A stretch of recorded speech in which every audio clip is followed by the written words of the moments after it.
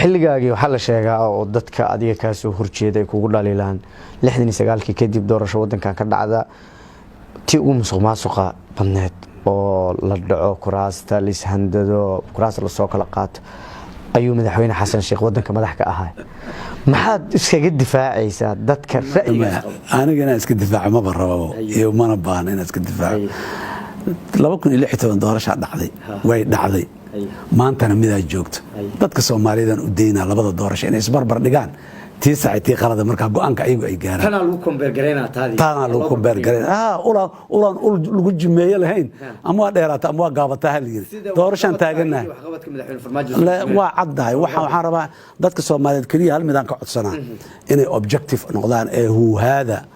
maxaan baraha bulshada iyo beenaalayaasha iyo dadka maxaan ku meelaha qaaqlayaasha meelaha ka qayl horka sheeganay firin itus itaabsi wax in la yiraahdo itus itaabsi دربي لا دhisayna waa la arkaa qaac hawada socdana waa la arkaa lama qaban karo qaaca inay iska dhaafaan waxa kale oo rabaa dadka Soomaaliyeed waxa loo sheegaya kaliya inaanay dhageysanin waxa ay arkayaan inay qiimeeyaan oo indhahooda ay arkayaan oo dhagoodu maqlayaan inay qiimeeyaan laakiin nin idaacad inta istaaga ama Facebook ka tagay dhahayo warkiis inaanay waxba ku qiimeynaan rabaa oo ay yiraahdaan itus itaabsi